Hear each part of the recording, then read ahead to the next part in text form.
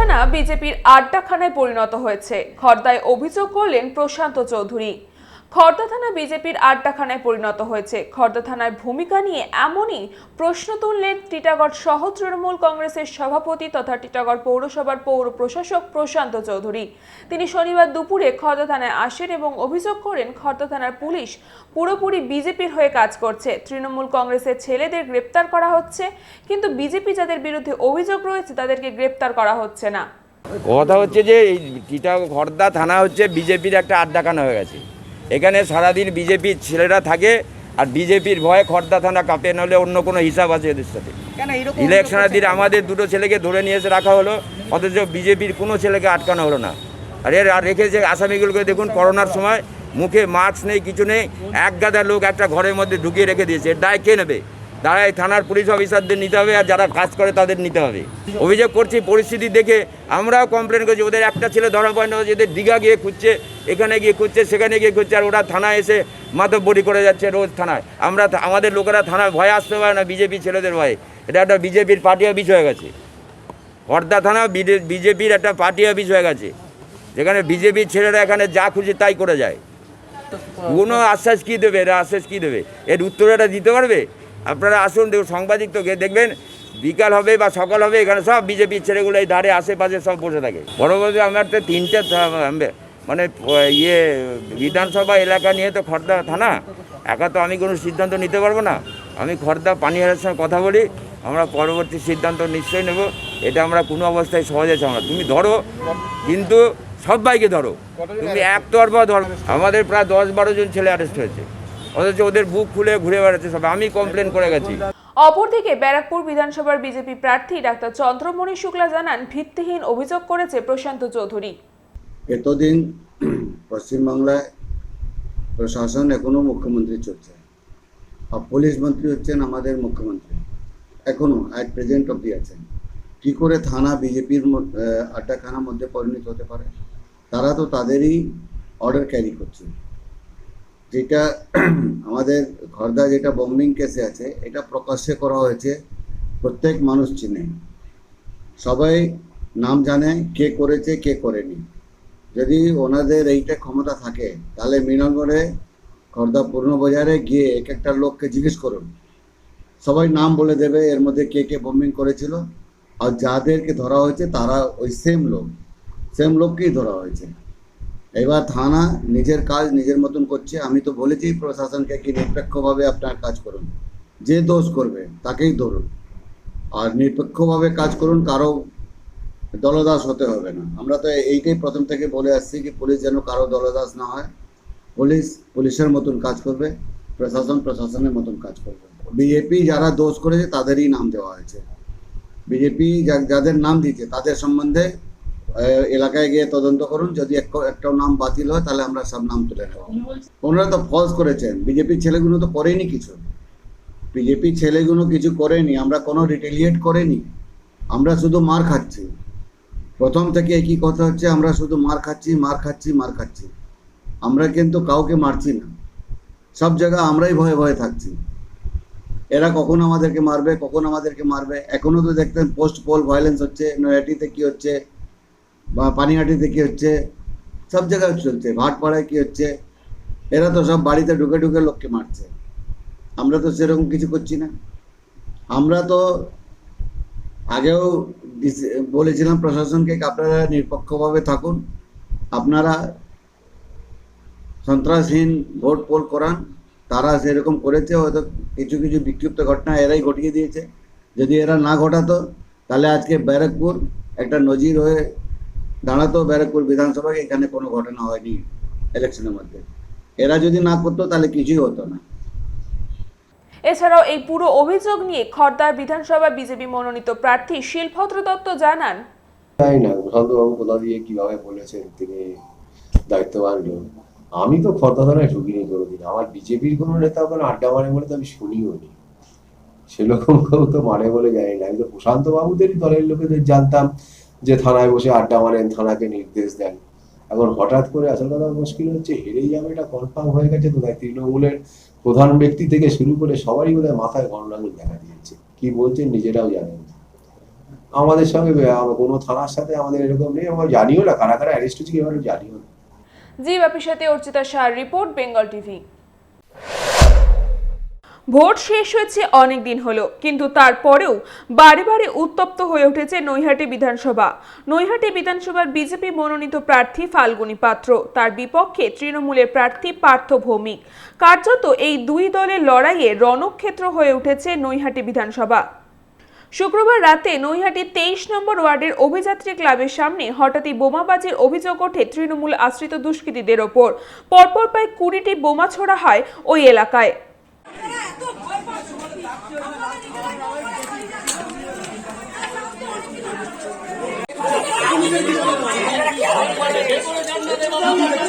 দেখতেই পাচ্ছেন পুলিশ কিন্তু কোনো কাজ করেছে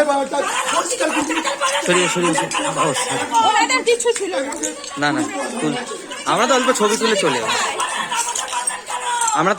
তুলে চলে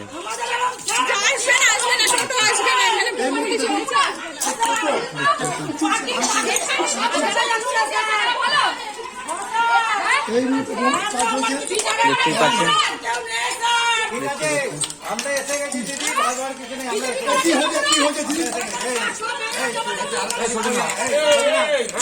এছাড়াও স্থানীয়দের অভিযোগ, তৃণমূল আশ্রিত দুষ্কৃতীরা নৈহাটি থানার পুলিশের সামনেই বোমাবাজি চালায়, কিন্তু ঘটনাস্থলে পুলিশ প্রায় নির্বাক প্রাণীর ভূমিকা নিয়েছিল।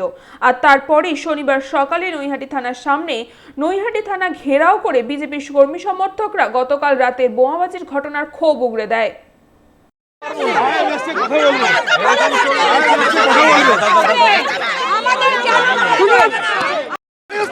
আপনার ছেলে পেটে তুমি বুলেট লাগতো, আপনি চুপ থাকতে পারতেন, ছেলে পুকুরে তুমি বুলেট লাগে বলছি, চুপ থাকতে পারতো। একটু শান্ত হন, আমরা কথা বলছি। শান্ত হন, নিজের সন্তানের ক্ষেত্রে শান্ত হওয়া যায় না। আমি একজন শিক্ষক, ওই ফিজিক্সে পড়তেন, একজন অভিনেতা আমি। ঠিক আছে, আমরা তো ব্যবস্থা নিচ্ছি, সাহেব তো এসছেন।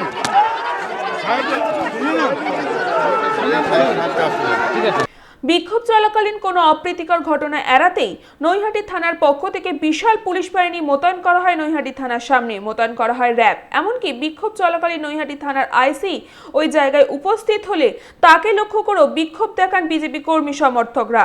এরপর ওই বিক্ষোভ চলাকালীনই ঘটনাস্থলে এসে পৌঁছান সাংসদ অর্জুন সিং। এই পুরো ঘটনা নিয়ে বলতে গিয়ে সাংসদ অর্জুন সিং জানান, লাইভ বোমাবাজি দেখে যে বাংলার নয় ভারতবর্ষের মানুষ লাইভ বোমাবাজি বোম মারছে, যে মারছে তারও ছবি দেখা যাচ্ছে, যেখানে বোম পড়ছে মহিলারা কান্নাকাটি করছে। আমরা বলেছি এই আইসি যতদিন সরবে না, এই বিষ্ণু অধিকারী, সুবোধ অধিকারী, পার্থ ভৌমিক, অশোক চ্যাটার্জি নেক্সাসটা ভাঙবে না, এই আইসিকে সরাতে হবে। এই আইসি ভাটপাড়ায় যখন ছিল, আইসি ডাকাতি ছিনতাই করাতো তাদের সঙ্গে মোটা টাকা নিয়ে, তখন ওখানকার মহিলারা একটা চুরি পড়িয়েছিল। এই আইসিকে ইমিডিয়েট এখান থেকে সরাতে হবে। আমি আমার প্রার্থী কালকে আগামী দিনের বিধায়ক এখানকার, তাকে বলেছি প্রত্যেকটা বাড়িতে ইনকোয়ারি করুন। আমাকে ইমিডিয়েট এখন কলকাতা যেতে হচ্ছে, নাহলে আমিও যেতাম।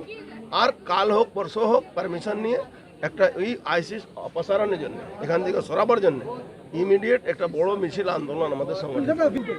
নিজে পার্টি অফিসে নিজে বোম মারছে, আর আমাদের কর্মীকে পিটিয়ে থানায় দিয়ে জেলে ঢুকিয়ে দিয়েছে। নির্বাচন শেষ হয়েছে অনেক দিন হলো, ফলাফল বের হতে এখনো হাতে অনেকটা সময়, কিন্তু তারই মাঝে উত্তপ্ত হয়ে উঠেছে বারবার বেশ কিছু এলাকা। এখন দেখার ফলাফল বের হওয়ার পর কি অবস্থা হয় ওই এলাকার। জি বাপির সাথে দেবজ্যোতি শাহের রিপোর্ট, বেঙ্গল টিভি। আগামী 29 এপ্রিল অষ্টম এবং শেষ দফার ভোট কাশীপুর বেলগাছিয়ায়। তার আগে রাজনৈতিক সংঘর্ষে উত্তপ্ত বেলগাছিয়া কেন্দ্রের বিজেপি প্রার্থী শিবাজি সিংহ রায়ের সমর্থনে বেলগাছিয়া ট্রাম ডিপোর কাছে একটি পথসভার আয়োজন করা হয় বিজেপির পক্ষ থেকে। প্রসঙ্গত, বেলগাছিয়া ট্রাম ডিপোর উল্টো দিকে সংখ্যালঘু সম্প্রদায়ের অধিক বসবাস, আর তার উপর এখন চলছে রমজানের মাস। অভিযোগ, এদিন বিজেপির পথসভা ঘিরে দুপক্ষের মধ্যে বচসা বাধে। এরপর শুরু হয় ইট বৃষ্টি। মাথা ফেটে যায় অর্জুন সিং এর দেহরক্ষীর।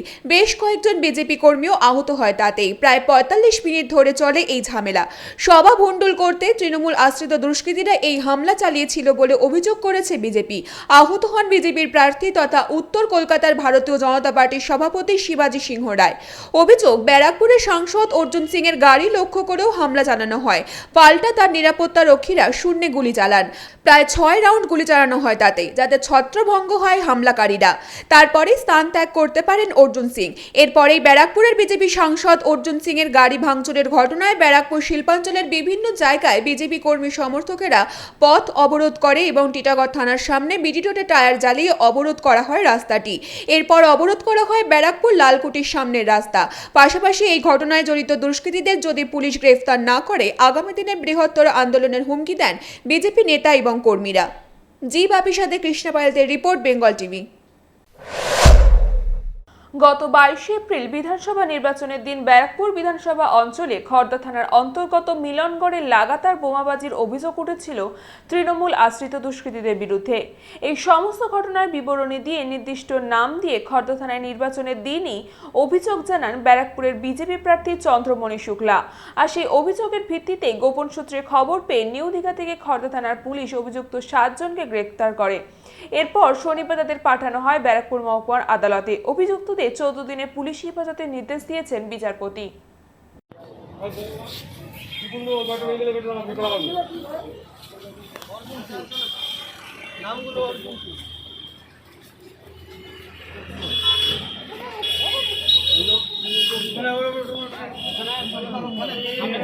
আরেকজনকে উঠিয়ে দিতে হবে, আরেকজনকে।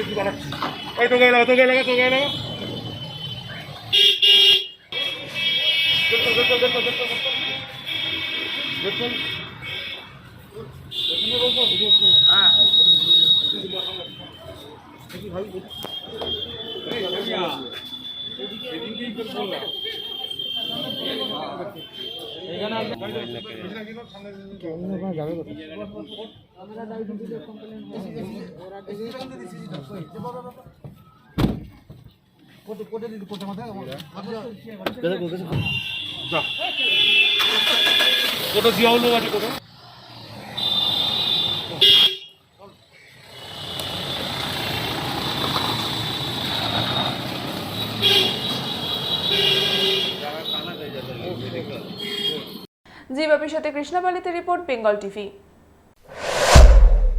কাঁচরাপাড়ায় তৃণমূল কংগ্রেসের প্রাক্তন কাউন্সিলরের বাড়িতে বোমাবাজির অভিযোগ দুষ্কৃতীদের বিরুদ্ধে। কাঁচরাপাড়ার 21 নম্বর ওয়ার্ডের তৃণমূল কংগ্রেসের কাউন্সিলর বেবি বণিকের বাড়িতে গভীর রাতে বোমাবাজি চালায় দুষ্কৃতীরা। বোমের তীব্রতা ভেঙে যায় জানলার কাঁচ। ঘটনাস্থলে খবর পেয়ে ছুটে আসে বীজপুর থানার বিশাল পুলিশ বাহিনী। ঘটনাস্থল থেকে তারা একটি বোমা উদ্ধার করে।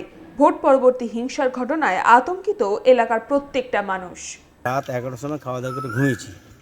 1:30 বাজে দিকে একটা আওয়াজ হলো। বউ বললে কোথায় আওয়াজ হলো দেখি তো। দেখি আমার বাড়িতেই বোমটা মেরে ওরা সঙ্গে সঙ্গে চম্পট দিয়েছে। ওরা গোটা 4-5 জন ছিল। ওরা 2টো বোম চার্জ করেছে, একটা ফাটেনি। কী কারণে করলো আমরা বুঝতে পারলাম না। আজ পর্যন্ত এই অঞ্চলে শান্তিপ্রিয় জায়গা, সিপিএম পিরিয়ডে 34 বছর বামপন ক্ষমা থেকে বোম পড়েনি, একটা থেটপেট দিতে পারে। এই অঞ্চলে দাঁড়িয়ে অন্তত বোমটা পড়েনি।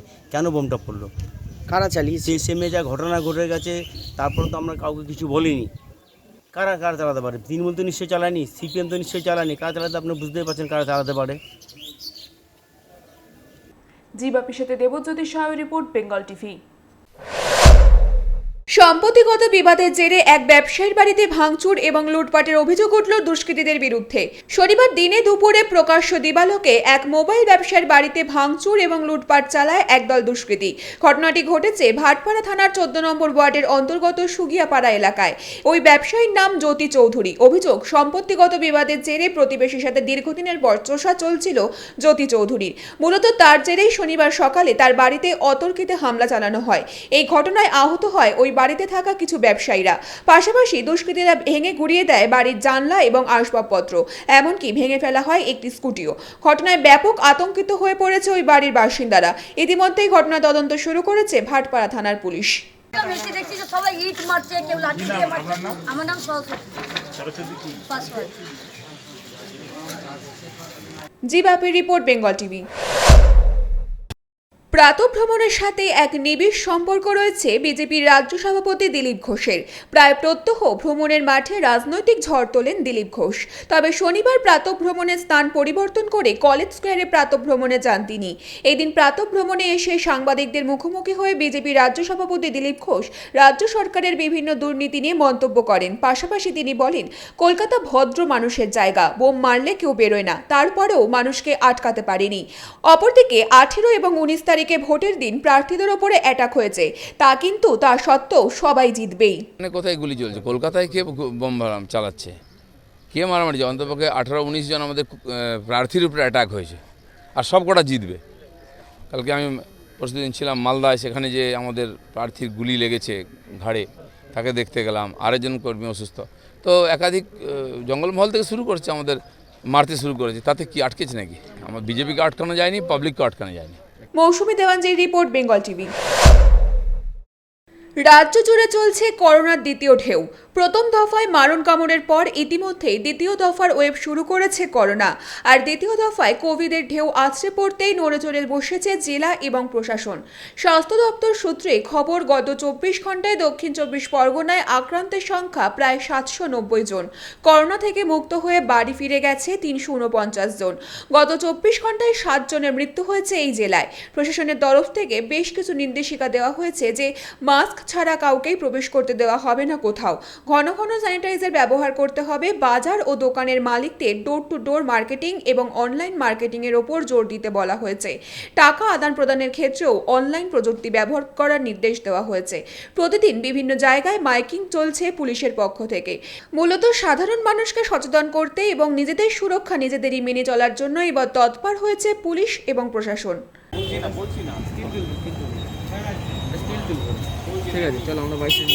মৌসুমী দেওয়ানজির রিপোর্ট, বেঙ্গল টিভি। শনিবার কলকাতার কমান্ড হাসপাতালে করোনার দ্বিতীয় ভ্যাকসিন নিতে গিয়েছিলেন রাজ্যপাল জগদীপ ধনখড়। এই দিন তার সঙ্গে উপস্থিত ছিলেন তার স্ত্রী সুদেষ্ণা ধনখড়ও। এই দিন করোনার দ্বিতীয় ডোজ নেওয়ার পরে সাংবাদিকদের মুখোমুখি হয়ে তিনি জানিয়েছেন 6 সপ্তাহ পর তিনি এই দ্বিতীয় ডোজ নিয়েছেন। প্রথম ডোজ নেওয়ার পর তার কোনো অসুবিধা হয়নি। শনিবার তিনি দ্বিতীয় ডোজ নিয়েছেন। এর সঙ্গে তিনি সাধারণ মানুষের কাছে আবেদন জানিয়েছেন প্রত্যেকেই যেন করোনার ভ্যাকসিন নেন। বর্তমানে করোনার প্রকোপ যেভাবে বেড়েছে তা মানুষের কাছে একটি নতুন চ্যালেঞ্জ। এই চ্যালেঞ্জ প্রত্যেককে গ্রহণ করতে হবে, তাই ভ্যাকসিন নেওয়ার খুবই জরুরি। তার পাশাপাশি তিনি জানিয়েছেন মানুষের মধ্যে পজিটিভ দিকটি তুলে ধরতে হবে, নেগেটিভিটি একেবারেই বাদ দিতে হবে। চ্যালেঞ্জ গ্রহণের সঙ্গে সঙ্গে নিজের আত্মবিশ্বাস বাড়িয়ে তুলতে হবে, একতার সঙ্গে কাজ করতে হবে। পাশাপাশি এদিন রাজ্য সরকারের উদ্দেশ্যে তিনি বার্তা দিয়েছেন। তিনি জানিয়েছেন যে রাজ্য সরকারের উচিত এই সময় কেন্দ্রের সাথে যৌথ উদ্যোগে কাজ করা। এই সময় কোনো রকম ভেদাভেদ না রেখে কেন্দ্রের সঙ্গে হাতে হাত মিলিয়ে কাজ করা উচিত। বর্তমানে দেশ তথা রাজ্য জুড়ে যে করোনার ভয়াবহ পরিস্থিতি দেখা দিয়েছে তাতে মানুষের ভয় পেলে চলবে না, বরং এগিয়ে এসে নিজেদের মোকাবিলা করতে হবে বলেও জানিয়েছেন। এবং অক্সিজেনের যে সংকট দেখা দিয়েছে তা নিয়েও তিনি এদিন মুখ খুলেছেন। তিনি জানিয়েছেন এই সমস্যার সমাধান হয়ে যাবে। To General Ajit Nilakanthan and his team for making second dose of COVID Shield after 6 weeks, very seamless, very effective. Me and my wife Sudesh Dhanakhar are grateful to the team that has handled it very effectively. Last time when we had it, there was no after effect. I would appeal to everyone on this occasion that the best way to overcome COVID-19 challenge is to act in togetherness, to think of the nation as a whole, and every one of us should work as a warrior. We must keep away from negativity. The challenge is enormous, but efforts are being made at the highest level. Efforts are bearing fruit. All possible steps are being taken by all governments at the center and the state. It is time for us to believe in positivity, to cut out negativity altogether. I would appeal to media in particular to highlight the positive aspects. Our society historically is known for hand-holding. As governor, I have noticed number of cases where people have expressed their deep obligation to those who came forward during this crisis and handheld them. I am extremely happy to learn from General Ajit Nilakantji that they have successfully performed for the area for which they were engaged. Our hospitals otherwise also are functioning under heavy pressure, and I am sure we will always work to keep the nation first. Sir state में जो situation है Just I would expect 2-3 questions of relevance. Go ahead. State में जो situation है Covid लेकर आपको लगा क्या COVID has posed a challenge to the entire humanity. We must always remember India is a very populous nation. We have unity in diversity. We are geared up to take up the challenge. Everyone is contributing hugely. Problem there is in the state also, as in other states.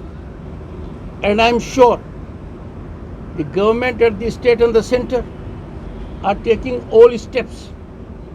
I will appeal through the media. It is an occasion for all of us to act in togetherness, act in coordination, act in tandem, and to get away from divisive approach, from regional approach, and to get away also from any negativity. I have no doubt the people of the country who are known to make huge sacrifices in times of crisis will come forward, help the agencies, help the government tide over this great challenge. State को जो report है Covid लेकर क्या क्या step लेना है आपने तो देखा आपको State is taking steps as required. Central government is taking steps as required. We all have seen how the Honorable Prime Minister has held numerous meetings with all stakeholders and with all service providers for effecting augmentation. The entire system has been geared. Oxygen supply is being buttressed, enhanced by airlifting, by oxygen trains, by having new plants, and that is what is being done. So it's a nation that to fight over this challenge is rising like a plateau. At this time, I appeal to everyone in the state to be in affirmative mode, to believe in positivity, to get away from negativity, and media has a great role to play. I would urge all of you, please take all precautions, suggest the people that this will happen, and I am sure it is a matter of time we'll tide over it. Thank you. Mousumi দেওয়ানজির রিপোর্ট, Bengal TV.